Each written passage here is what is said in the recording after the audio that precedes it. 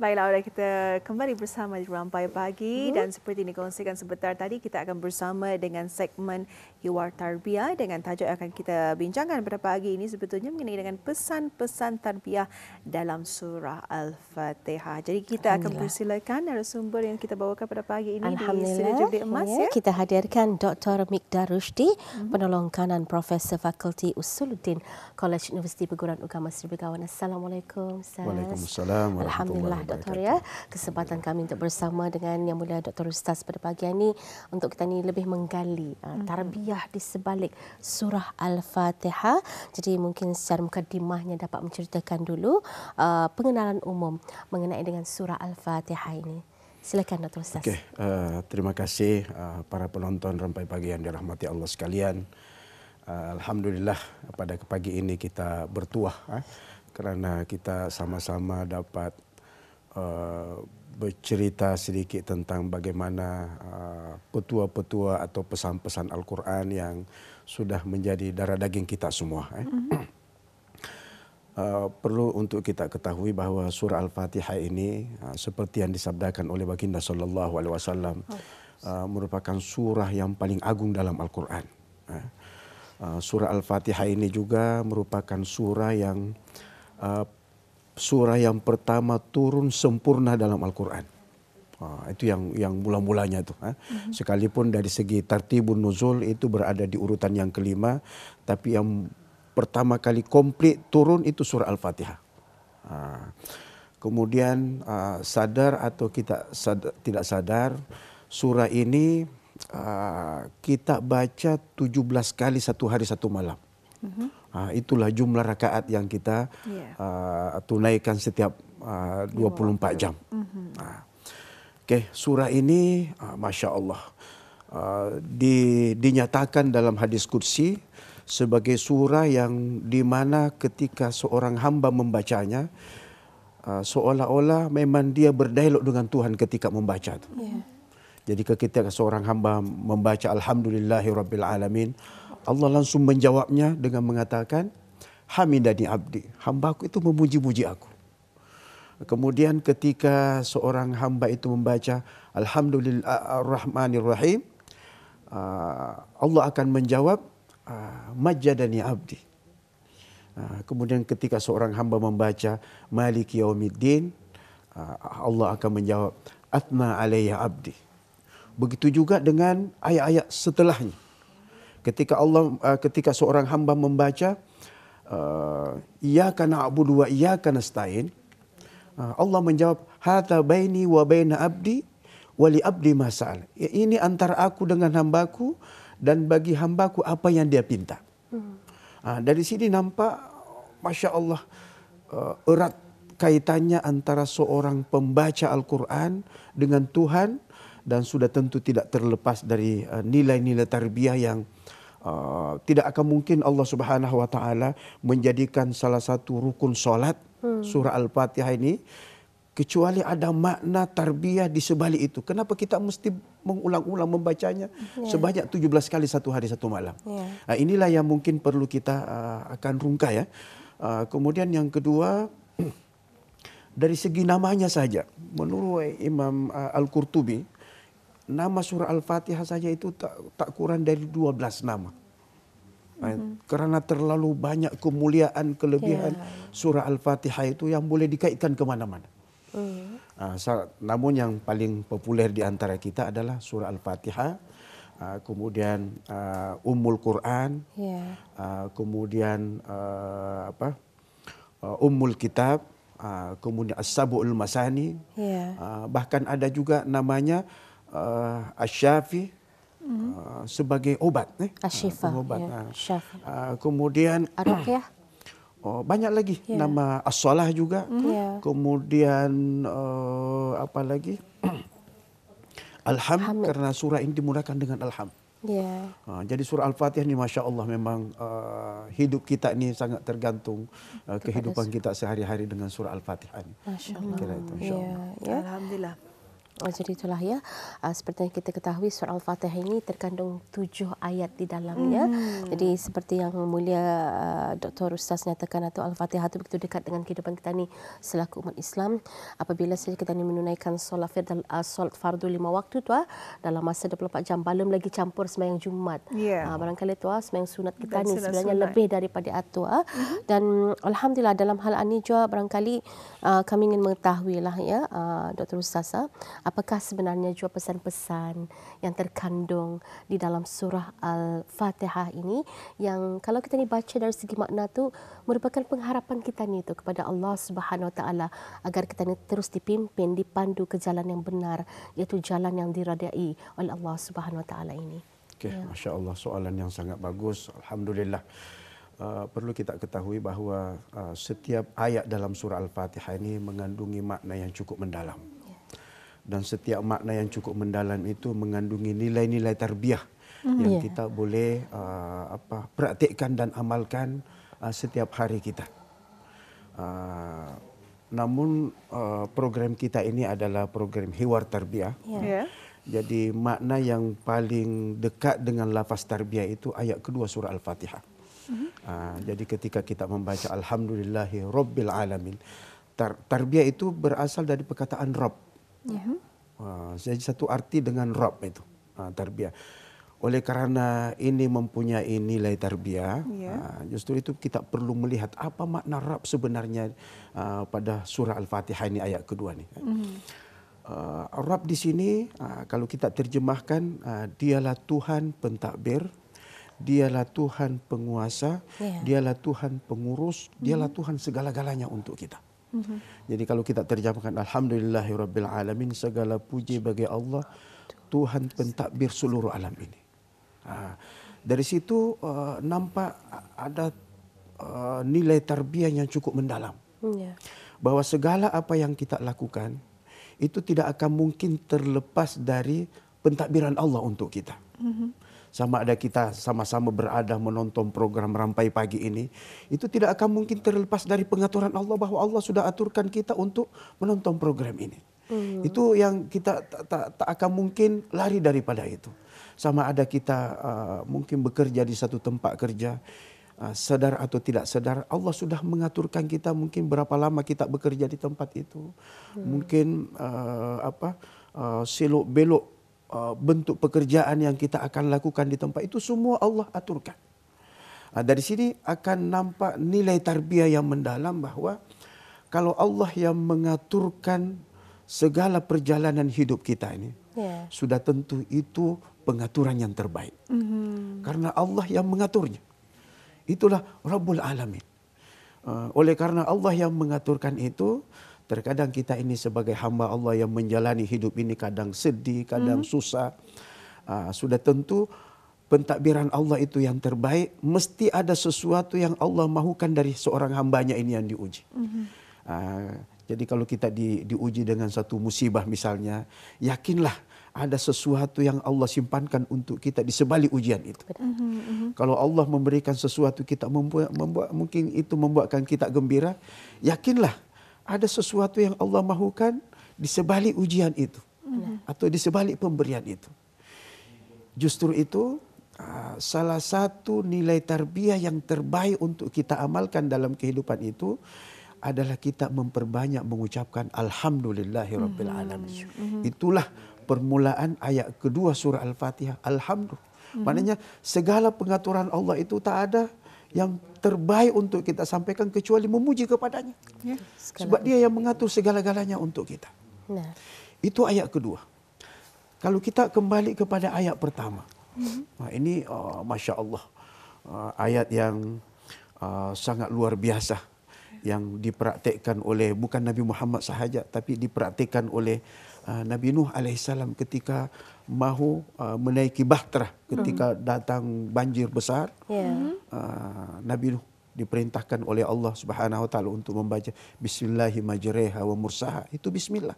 Bismillah. Kemudian Ratu Bilqis ketika menerima surat dari Nabi Sulaiman alaihissalam. Isi suratnya itu adalah Bismillahirrahmanirrahim. Innahu min Sulaiman wa innahu bismillahirrahmanirrahim. datang Nabi Muhammad sallallahu alaihi wasallam juga surah Al-Fatihah dimulakan dengan bismillah. Sudah tentu ini ada nilai tarbiyah yang boleh kita ambil dari situ. Kalau kita perhatikan ya, bismillahirrahmanirrahim. Kalau kita terjemahkan dengan nama Allah yang Maha Pemurah lagi Maha Mengasihani. Ayat itu kalau kita perhatikan secara detail seolah-olah ayatnya tidak sempurna. Ayat tidak sempurna. Dengan nama Allah yang Maha Pemurah lagi Maha Mengasihani. Kalau kita katakan aku membaca Al-Quran dengan nama Allah yang Maha Pemurah lagi Maha Mengasihani, baru tak ayatnya itu sempurna. Tapi Allah tidak sebutkan fiilnya di situ. Ini menunjukkan bahwa semua perbuatan yang kita lakukan itu boleh dikaitkan dengan bismillah. Saya berada di program Rampai Pagi ini dengan nama Allah yang Maha Pemurah lagi Maha Mengasihani. Saya mendini anak aku dengan nama Allah yang Maha Pemurah lagi Maha Mengasihani. Saya keluar dari rumah untuk mencari sesuap nasi dengan nama Allah yang Maha Pemurah lagi. Maknanya semua pekerjaan kita boleh kita kaitkan dengan bismillah. Justru itulah yang dikatakan oleh Syekh Mutawalli Asy-Sya'rawi, inilah yang paling sempurna nih. Kalau tidak disebutkan, coba bayangkan sekiranya Allah menyebut Aqra'u bismillahirrahmanirrahim dalam Al-Quran. Niscaya yang layak untuk kita kaitkan dengan bismillah hanya membaca sahaja. Tapi oleh karena Allah tidak sebutkan macam, semua boleh kita kaitkan. Nah itu. Kemudian dari bismillah ini juga, dari nilai tarbiyahnya, kita perlu melihat bahwa Allah Subhanahu wa taala menyebutkan di antara 99 Asmaul Husna, hanya 2 Asmaul Husna yang dimasukkan dalam surah Al-Fatihah ini, yaitu Ar-Rahman, Ar-Rahim. Mungkin di antara kita ada yang bertanya, kenapa Allah pilih 2 Asmaul Husna ini? Ya. Allah Subhanahu wa taala memasukkan Ar-Rahman, Ar-Rahim dalam bismillah itu karena inilah yang paling diperlukan oleh semua makhluknya di bumi ini. Kalau kita mencari rezeki misalnya, itu semua kita bergantung kepada pemberian Allah. Kalau kita sudah melakukan amal kebaikan, sudah tentu kita ini memerlukan kasih sayang Allah. Bukan hanya di dunia, tapi di akhirat juga. Justru itu dengan adanya bismillahirrahmanirrahim mengingatkan kita bahwa inilah perbuatan yang perlu kita lakukan mesti dikaitkan dengan nama Allah ketika kita melakukannya. Justru itu ketika kita memulakan bismillah dalam melakukan pekerjaan, nilai terbaiknya Allah Subhanahu wa taala maukan kita tidak putus dengan Allah. Tidak putus dengan Allah apapun yang kita lakukan. Sama ada mendidik anak kah, sama ada mencari rezeki kah, sama ada menuntut ilmu, sama ada membaca Al-Quran. Semua itu kita perlukan pemberian Allah, anugerah Allah. Di sebalik amalan itu kita perlukan rahmat dan kasih sayang Allah. Justru itu Bismillahirrahmanirrahim ini kalau kita perhatikan betul-betul, Allah Subhanahu wa taala letakkan sebagai ayat pertama surah Al-Fatihah ini supaya kita ini menyadari diri kita. Bahwa kita ini hamba Allah tidak akan mungkin terlepas dari pemberian Allah. Kita ini hamba Allah tidak akan mungkin terlepas kasih sayang Allah dimanapun kita berada. Amin. Justru itu mulakanlah pekerjaan kita ini dengan Bismillahirrahmanirrahim agar pekerjaan kita ini sentiasa mendapat kasih sayang Allah, sentiasa mendapat redha Allah, sentiasa mendapat rahmat Allah, dan kita dapat diredai di dunia, apatah lagi di akhirat nanti insya-Allah. Saya kira sekian, terima kasih. Alhamdulillah. Jadi banyak sebetulnya ya pesan-pesan tarbiyah yang dapat kita ni yang orang rungkai dan dapat kita ni amati daripada surah Al-Fatihah sendiri, bahkan dari kalimah Bismillahirrahmanirrahim juga ada kebaikannya yang memang dapat kita ni aplikasikan dalam kehidupan kita ni seharian. Betul, saya setuju. Apabila dinyatakan kalimah basmalah itu sendiri merupakan tunjang. Dan saya boleh katakan ini sebagai salah seorang pasak utama dalam jiwa seorang Muslim itu sendiri.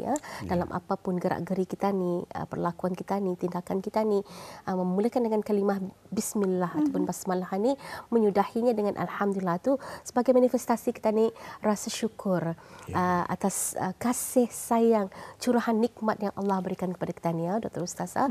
Tapi saya percaya tu baru orang ayat yang pertama.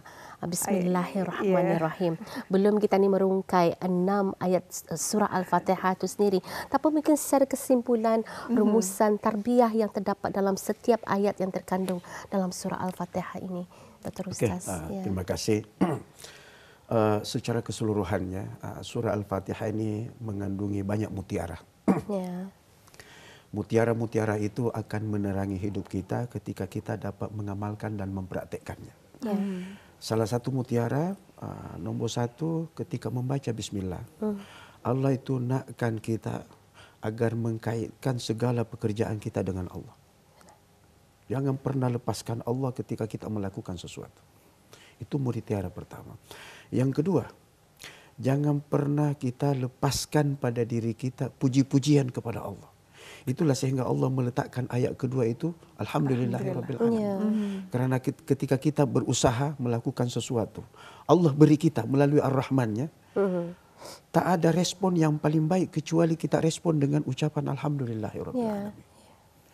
Kemudian datang ayat ketiga. Sebenarnya ayat ketiga ini sama dengan bismillah. Berdiri sendiri Ar-Rahman Ar-Rahim.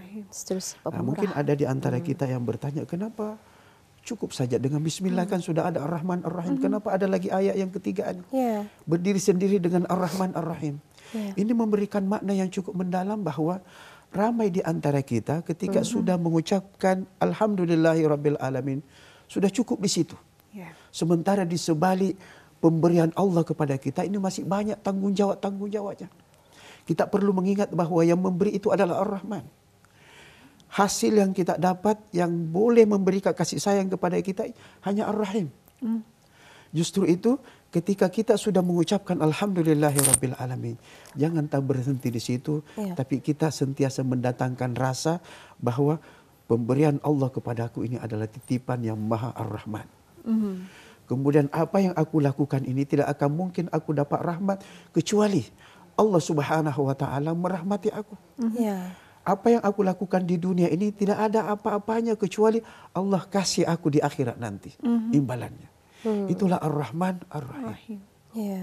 Justru itu ayat setelahnya kita sebutkan Maliki Yaumiddin, yang menguasai hari akhirat, hari pembalasan, hari pembuktian agama. Jadi Yaum itu hari, Ad-Din itu agama. Seolah-olah apa yang kita sudah lakukan di dunia, di akhirat nanti akan terbukti semua. Tentang berita-berita agama, berita-berita tentang surga dan neraka, berita tentang balasan orang-orang yang baik, balasan orang-orang yang melakukan kemungkaran, terbukti semua di akhirat. Itulah Yaumuddin, pembuktian agama. Benar.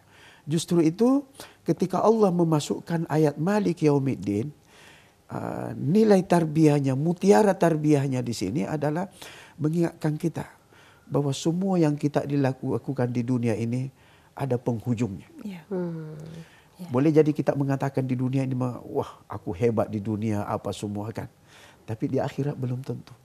Sebab yang menguasai hari akhirat itu adalah Allah Subhanahu wa taala. Dialah penguasa, dialah pentadbir, dialah pemilik hari akhirat. Justru itu dalam ilmu qiraat, ketika kita mendengar pembacaan surah Al-Fatihah, Maliki dengan Malik, itu selalu kita dengar dua bacaan itu. Imma dibaca Malik atau dibaca Malik. Dua-duanya adalah qiraat mutawatir. Cuma dari segi makna itu tidak sama. Kalau Malik itu, itulah yang memiliki.